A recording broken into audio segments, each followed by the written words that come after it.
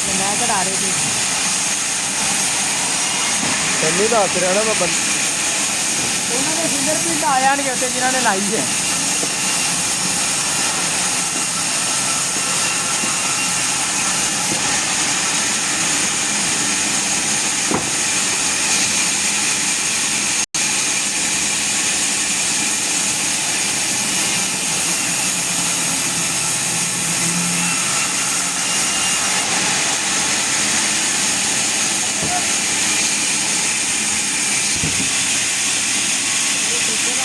सारा 1800 देगा तो मैं आ जाऊँगा, नहीं तो मैं अड्डे भी जाऊँगा, पैसे थोड़े देता